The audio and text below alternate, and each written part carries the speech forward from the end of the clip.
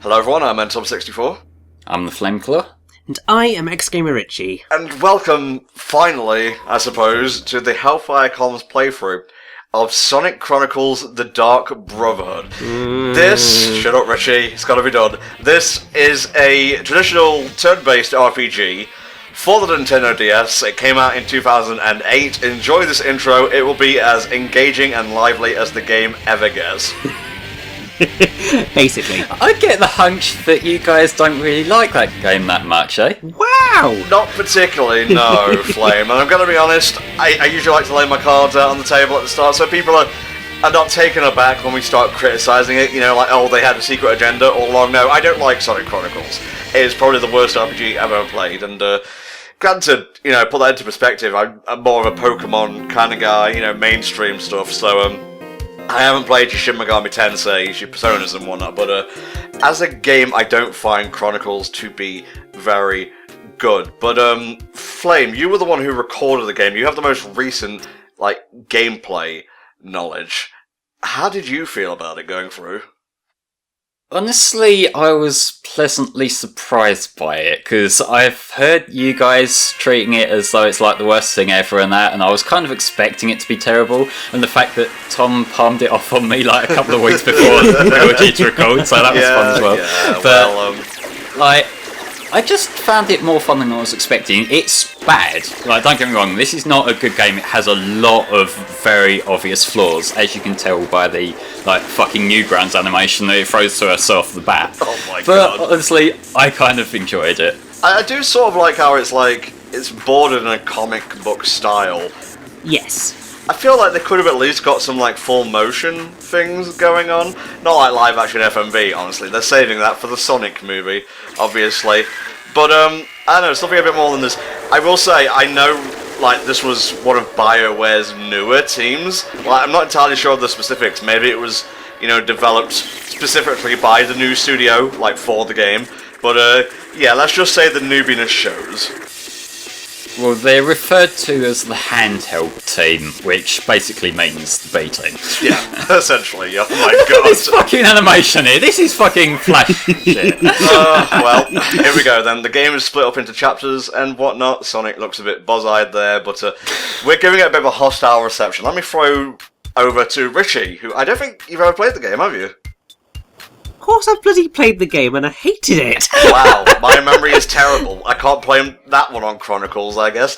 As with every BioWare RPG, you got choices, and pretty much like most BioWare games, your choices don't really matter that much, I'm gonna be honest. Not really. There's a couple of minor things here and there that like influence this a certain way, but honestly, throughout this entire game, most of my choices will revolve around which makes Sonic look like the biggest dick. Haha, yes. Because, yeah, you will question how he actually has any friends by the end of this game.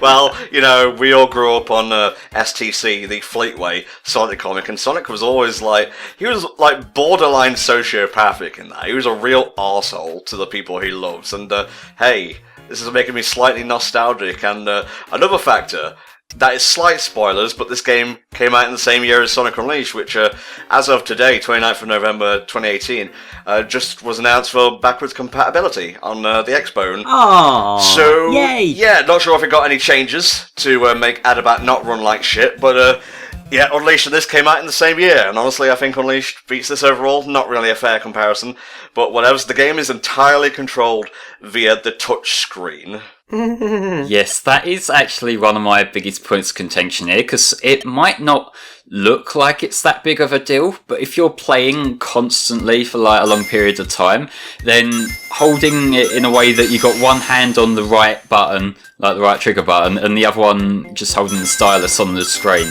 gets a little bit uncomfortable. Granted, I am a cack-hander, so that might have something to do with it, but yeah, still. A left-hander, he means to say. Yes, don't randomly slip slang in there, otherwise it'll be like Sonic trying to exist in the year of our Lord 2018. It's just a bit weird, and it should probably get a new vocabulary.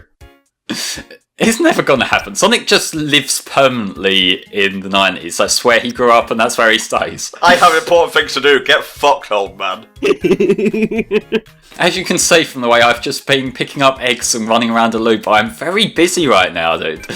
So yeah, you can get like mini quests as you go throughout the levels and whatnot. And what Sonic game would be complete without starting in Green Hill Zone? There you go. When I think of Sonic, I think of wood chopping. Yeah.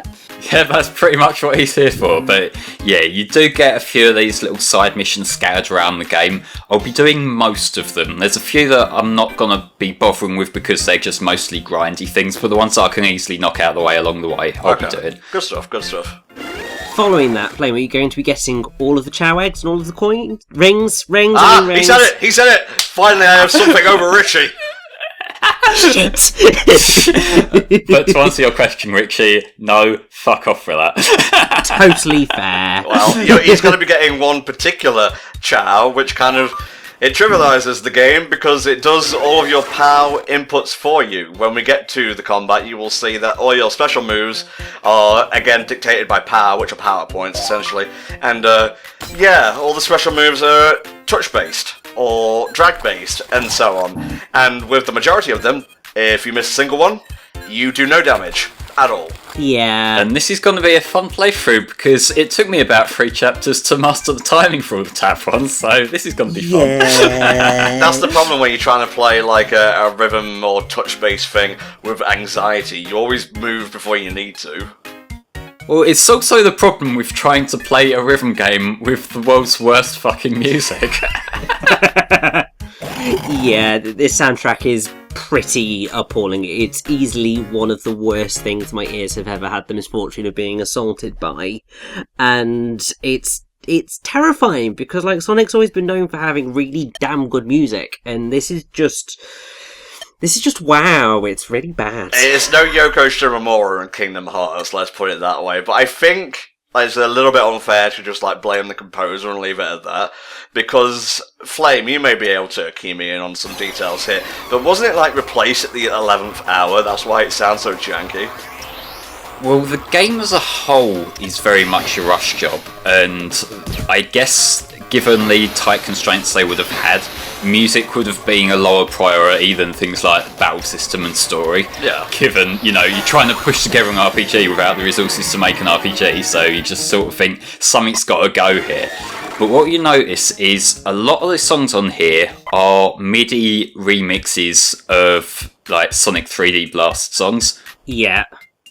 And I wasn't mainly the Saturn ones I remember in particular, but I was never the biggest fan on some of them in the first place, and so to hear bullshitted versions, not the greatest. There are some other things that they've mixed in as well, and I will say, in this game's defence, some of the battle themes, the title screen theme and Blue Ridge Zone, I think are all good songs.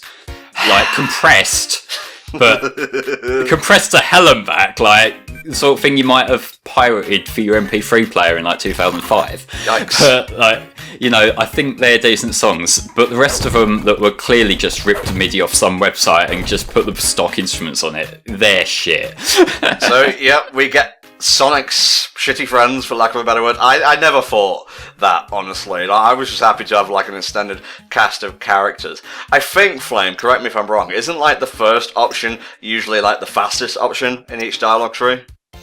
The ones with Sonic's face on them are the ones that are like the quickest ones to get through it. So sometimes you will have the ones that are just like either the quick, decent option, the quick, be a complete dick option, and then some other ones that kind of prompt the characters to elaborate. Look at that face! Fuck it up! Oh yeah, some of these facial animations are beautiful. It's a shame the art style is literally Sonic X, but never thought about it that way. The story is very Sonic X as well, with a smattering of Archie as well, more of which much later in the playthrough when it actually crops up. But this whole Dexter subplot is a little bit weird. I don't know why it's there. Maybe to try and have some, forced romance between Sonic and Amy. Of course, I usually don't go in for shipping anyway, so your mileage may vary. It's not a deal breaker. There's plenty of other things I could pick on. Yeah. Basically, what's happening here, the setting of this game is after Eggman was defeated last time, Sonic's been away for a while and he's sort of getting back in touch with his old friends. And so I suppose they're trying to show progression, I guess, with like maybe Amy's moved on. Clearly she hasn't, but you know. Amy, I've been tortured for 3 months. How could you do this for me? You said you'd wait.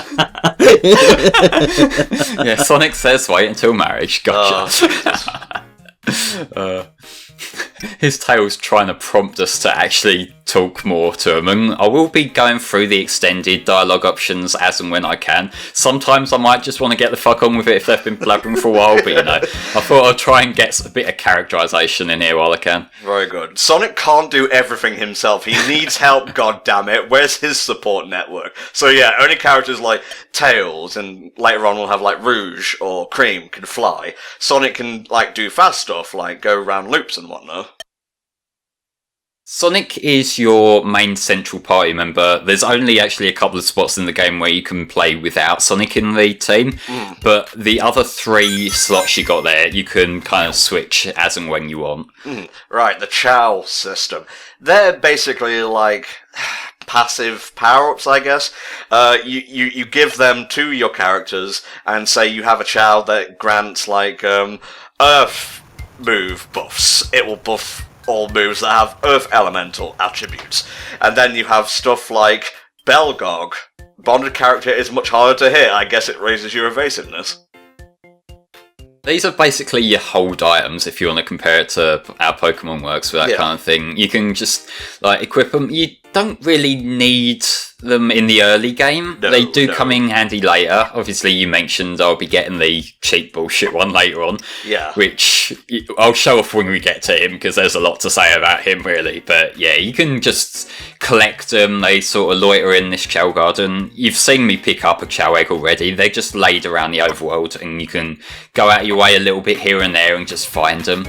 Yeah, although I believe that they are actually random in what they will unlock. So theoretically, you could pick up every single Chow egg in the game and not actually get every single Chow in the game, because it's awful. They are, and also it means if you're after a particular one, you can save scum for them. Which I may have done for an hour straight, because I wanted the ultra rare one. I'm so sorry, mate. I'm so sorry. Yes, enemies will sometimes start the battle by running away, and this is the interesting part. You basically have to chase them playing some kind of rhythm game, and if you catch them, you'll enter battle. There's no bonus to it. You might go first sometimes, I guess. I forget how it works exactly.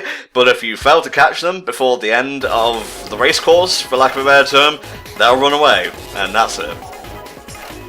This little mini-game here as well, if you just want to flee from a fight, because you can't be asked to fight it, and it's like the 4th one that you fought in that's the same lineup, you have to do this every fucking time as well.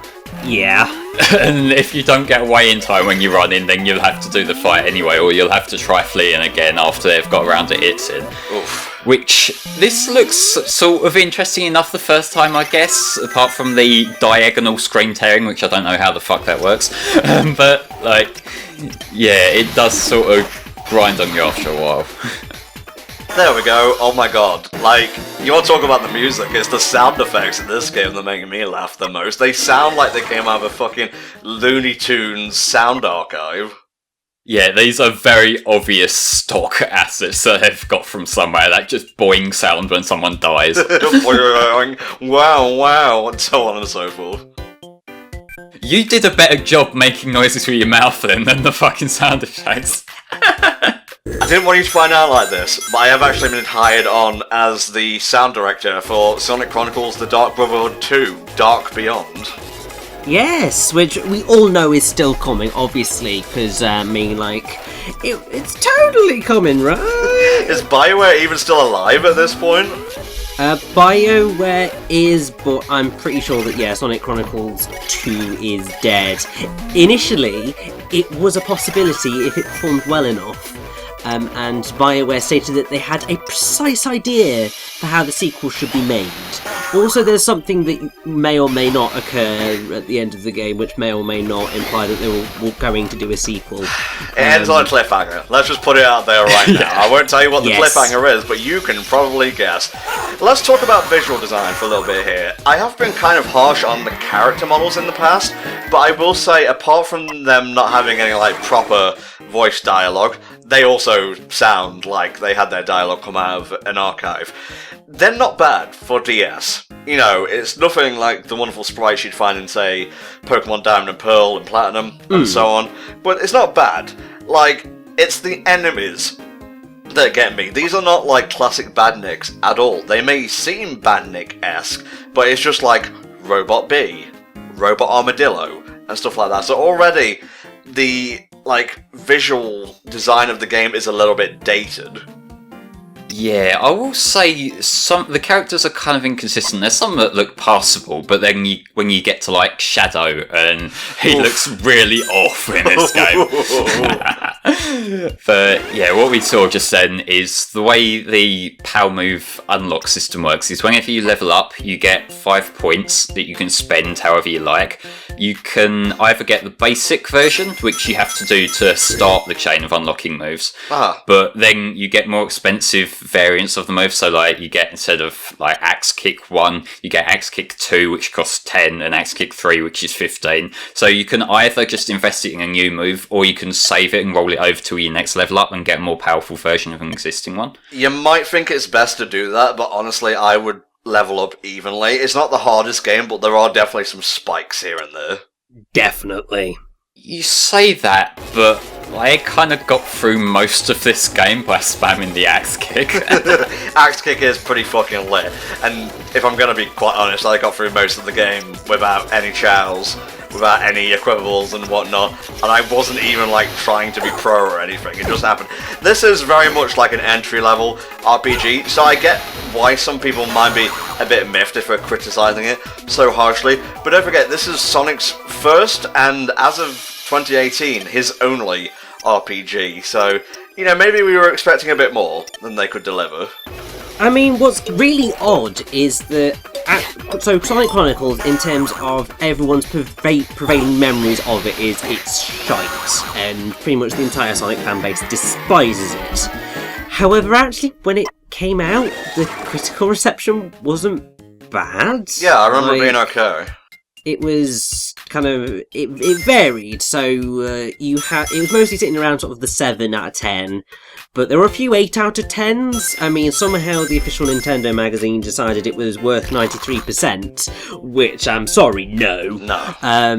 I think, who is it? Who went lowest? IGN went the lowest with 6.5 out of 10, which I think is probably about right, / I would give it a bit lower. I would give it a generous, like, high 6, I think. I don't think it's like a 7, but 6 seems about right, because there is at least a modicum of effort put into the game. It's not like things just break, you know, hither and thither. It's a competently put together game. It's just like the aesthetics, the grind of the combat, and the kind of boring story that let it down, you know, in addition to the whack sound design. Yeah, so I mean, basically, the general reception was it received praise for its graphics and environments because they were bright, colourful and cheery, undeniably nice looking. Backgrounds, yes. Character stuff, Mostly. With slick presentation and with cutscenes that are visually sharp. As it's Sonic's first transition to the RPG genre, the overall scenario, including the game's story and dialogue, were received more mixedly. Critics acknowledge that compared to other games in the genre, the chapter-based story is predictably lightweight and cartoony, and though interesting enough, it takes a backseat to the actual gameplay. Combined with generally low difficulty, it was described as phenomenally easy. The story and scenario were cited as a good reason that it is a good entry point for young gamers as a sort of thing into the role-playing games. Yeah. Reviewers also agreed that the story only begins to become more elaborate and interesting in the second half of the game. something that is also mentioned is that the cast of playable characters, who I think quite a lot of reviewers acknowledged were less than well received in previous and future Sonic games, were actually pretty well received here and were seen as being well written and likeable. Yeah, very much for so. my part, I seem to recall this is probably the only game that has done big justice from what I can remember, which is ridiculous, but yeah. So further to the reception of the RPG design, gameplay elements of the role-playing genre also received mixed reception. Some reviewers cited the overbearing battle system becoming an annoyance, others found the combat system a joy, with a good difficulty level and some great tension.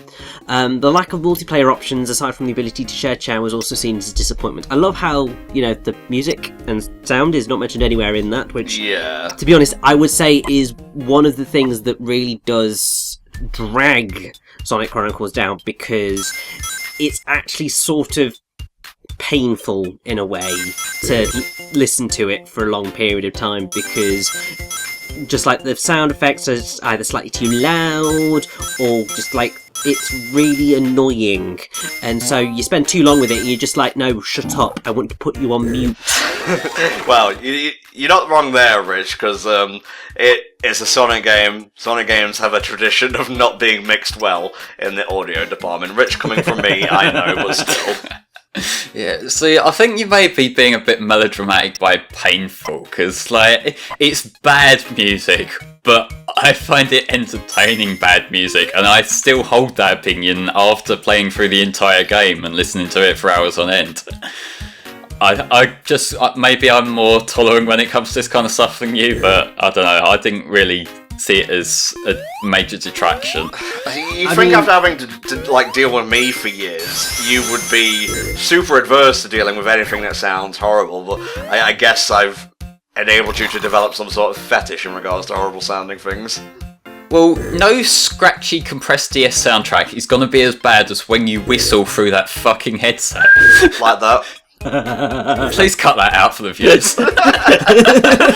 Oh, what was I gonna say? Yes, there is in fact a boss coming up, as the game so politely tells you, now might be a good time to save. And again, entry-level RPG, that's fine. One thing I haven't actually mentioned about the actual combat system yet is that Sonic is so fast, he gets 3 turns in combat. So you can attack once, you can then use an item, and then you can end your turn by attacking again. And as you probably noticed, Amy has 2 slots. So I guess in a way it's sort of like, to use an example, Final Fantasy X, where all your turns are laid out in a line and so on. Yeah, I guess so. All the characters do have their own counts, and some of them, they might be heavier hitters, so they only get 1 a go, but, like I said, I spam axe kick. I can get 3 in a turn, so I'm gonna fucking do that when I get the opportunity to. Marauders? They look like cosmic Ammonites. A little bit, yes, and I was deliberately waiting for one of you two to attempt pronouncing that before I tried, so yeah. What, Marauder? It's a pretty easy thing to pronounce, mate, but there's a character called Shade. Keep that in mind. Yeah, maybe that will be something important, and if you've seen that one Sonic Shorts thing, that's what I think of whenever I think of the character Shade from this game. I don't think I've ever watched the Sonic Shorts. Are they any good? They're pretty funny. They're very much a product of their time from that point in the internet. But the one from that character is a new female Sonic character must draw porn of it. And that is pretty much how this character went down. But yes, this is your entry boss, and it's pretty much a just keep whacking him sort of deal. There's not really much of a strategy to him. Just try not to fuck up the inputs like I do. Sometimes you'll miss. I don't actually know what that's based on, Flame. Do you know what stat dictates whether you'll miss or hit? Fuck knows. I seem to miss in this game a lot more than I've ever missed in any other RPG ever. I think that is one criticism that some people did bring to the table for this battle system, honestly, so I think it is other people, I think it is just a consistent thing rather than just me constantly fucking stuff up, but What level were you at for that fight? Because I seem to remember level 5 being a good enough thing to take down the Marauder. I can't remember, but I did grind a bit off screen before fighting that. Okay, cool. Just to keep it moving a little bit. And I will say, in terms of this game's progression system, there's very few parts where you need to grind, and the game is built in a way that discourages you from grinding. So, like, the way that works is, yeah, this is fucking beautiful. That is, like, fucking YouTube poop material. But, like, once you've beat all the enemies in the area and you've got up to, like, the recommended level, they only give you 10 experience each after that point, because they really don't want you to grind like that. Oh, Diamond Dust, what have they done to you, baby? Is someone hurt that his favourite song's been ruined? I fucking love Diamond Dust Zone. Like, stop shoving S3 and K back in my face, okay? I have good taste. It's here, plain to see. Except Diamond Dust ain't 3K, so I don't even know what you're getting at. I wasn't saying it was from 3K, I'm saying you keep shit-talking my taste. This is a stronghold. When you're in one, you'll get better. The end. Yeah, this is basically where you come to heal. That's what its main function will be. And most of the time when I come in here, I will just do one lap around the table, then walk straight back out. Same. I always used to do that. So, yeah, essentially what's going on here in terms of the plot, Knuckles has gone missing, Tails have been trying to get hold of him, although they don't seem to have given him enough of a fuck to actually go looking up until this point, so... Yeah, well, you know, Knuckles is a loner, he gets it on by himself. They probably want to give him a bit of space when that's happening. Good point. Maybe. That Master Emerald has some horrible visions. Indeed. So, Central City, is this any place in the Sonic universe that we're familiar with, Flame? Well, it shares its name with one of the levels from Shadow the Hedgehog. It looks nothing like it. and that will become a recurring trend. I think Green Hill, out of the, like, revisited stages, is the only one that actually looks similar to what it does in its space game. Well... we know all about the Sonic franchise not being treated with the respect it deserves when it comes to replicating visuals and whatnot. Looking at you, upcoming Sonic movie, where Green Hill is like, what, a new community or something? I don't fucking know. Like, I've seen... Like, that Sonic film is one of them things that seems to get constantly forgotten about until we see something new come about, and then I'm like, oh yeah, that's a thing that's happening, isn't it? Yeah. I think Liam Robertson said on Twitter, if you're looking forward to seeing a lot of Sonic's friends in Sonic, or just a lot of Sonic in general, maybe don't count your chickens before the hatch. We should go speak with the gun. The gun knows what to do. Yeah. Actually, can we, just not talk about the Sonic movie being a thing and just talk about how amazing Detective Pikachu looks? Like, surprisingly amazing it looks. I'm mixed on the character models and that. Like, Pikachu looks fine. Then when you see Mr. Mime, that's Mr. a different Mime story. Looks fucking great, mate. I don't know what you're talking about. If you say so. It's exactly the kind of nightmare fuel that we all expected a real-life version of Mr. Mime to be, therefore it's just perfect. But he's so expressive and whatnot. You know what, we're getting off track here. Let's go have a chat with Gun, see what they can say about Knuckles. Yeah, like, just thinking about that. Hopefully they're less corrupt in this game than they were in, like, SA2, but we'll see. Yeah, Maybe don't send, like, a behemoth truck down the streets of not San Francisco, because people live there. It's a residential area. Is this a SWAT bot? Yes. Yep, you got maybe dragging in elements from other Sonic cannons here and just making a giant clusterfuck cannon. I'm okay with that. You know, if they need to make their own universe with their own rules and what, you might notice you'll miss enemies a lot.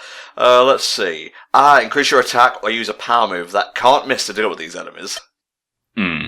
Yeah, there are some certain power moves like always hit and whatnot if you put the inputs in properly, so that comes down to relying on me to put the inputs in properly. You may have also seen that some enemies have armor and you need to pierce said armor in order to do like proper big boy damage to them.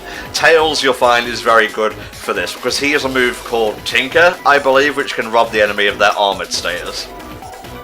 There is that, but I don't think I used that move once. Wow. Well, I have other setups that during the early game I can just sort of plough through it with basic attacks a lot of the time because there's really not that much of like pressure there, and then later on in the game I get a setup that works for me and kind of stick with it. Yeah, it's a bit rough going right now. Flame was still learning the ropes and whatnot. I love, by the way, that enemy on the right just said evading. That's a move. You can't hit me now. No, stop it. That's not fair. Well, I mean, it's not really that different to like when you have more themed like accuracy moves and whatnot in other games, like you double team and whatnot. But yeah, you'll notice some of the problems I have with putting the inputs in to start with was I was misreading the QTEs as trying to beat the QTEs rather than meet the QTEs. Ah, okay. But then, like, after a while I started to realise that actually, no, it wants you to do it on it rather than before it. And from then on, it's like, I had no problems at all. Easy mistake to make. Like, I'm playing through Let's Go Pikachu on the Switch right now, and your best bet to, like, getting a good capture is hitting inside the ring. So it's not like a race, it's hit it on the mark, as it were. Damn, you are taking serious damage in this. Are we going to see a cut-out take here? Oh, I wouldn't have left it in if I died too bad. It would have been funny though, you could like cut in the middle of the battle. Or I could not have. What the fuck was that sound? It was like an abominable snowman coming for you. But yeah, a lot of the time they deal with these early battles is just chip away at it, because it works. Like, granted, it does mean the battles drag out, and one thing I've noticed is each time between the rounds you get this animation come up that's like round 2, round 3, it comes up and then it takes a long time to get off the screen, which makes the battles feel a lot longer than they need to be. Yeah, definitely. Right there, swap bot. And yeah, don't expect to get any money after fights. No, that's limited to rings on the overworld. And while I personally have never been locked out of buying items and whatnot, I can see why that would be a bit annoying. Well, to be fair, a lot of the time, if you are low on money, you pick up so much bullshit you're never going to need that you can sell on and replace it with stuff you do want. So, like, you're never really strapped for cash, I find. It's funny, because just going back to Pokemon for a second, I was watching Liam, rising super streamer / superstar Liam, play through Let's Go Pikachu today. Sorry, I got Pokemon in the brain, I guess. And apparently they changed the thing in Celadon City where you have to get tea to give to the guard. Yes, they did. It's now an item you're given, instead of one you have to buy, because while it's nigh impossible to do so, you can lock yourself out of ever being able to buy the tea by just losing money to trainers over and over and over and over, or Well, just buying too much, you know? Well, what you're thinking of there is, in Gen 1, you had to buy either water or lemonade or whatever from the vending machines. In Fire and Leaf Green, they changed it to tea that you got as an item. So it's just reusing the Fire and Leaf Green system rather than something new, but yeah. Rouge, when Knuckles is not around, wastes no time in cooking the poor red boy. God damn it, poor Knuckles. Amy, calm down, you've got Dexter. I swear to God, when I was playing through this, I could not think of any other Dexter than the Cartoon Network one. Yeah, bit of Dexter's Laboratory. I mean, it wouldn't surprise me if Amy was getting it on with a little ginger kid, because, I mean, she's crazy. What the fuck? That's the kind of joke I'd expect from Flame, Richy. Tone it down. You see, I would try, but clearly Sonic Chronicles is going to bring out the worst in me, because I'm just like, why am I being forced to watch this thing again? Look at Rouge's running animation. Oh, it's fucking great, yeah. Alright, gun headquarters. You can just walk into it here, and there's a giant emerald motif hanging from the ceiling for some reason. Yeah, nice and secure there, folks. Look at his fucking face! Yes, this is the commander from Chow the Hedgehog. Heterochromia, sort of, and all. He's nice in this game. He's going to help us find Knuckles. He's not just cocking his gun before staring out the camera. Maria! Maria! So yeah, the Marauders want the emeralds. Most of all, the Master Emerald. So we've got to save Knuckles. We've got to save that floating island. But most of all, we have to end the part, because we're coming to the end now. So we'll see you next time, where Chapter 2 of Sonic Chronicles, The Dark Brotherhood begins.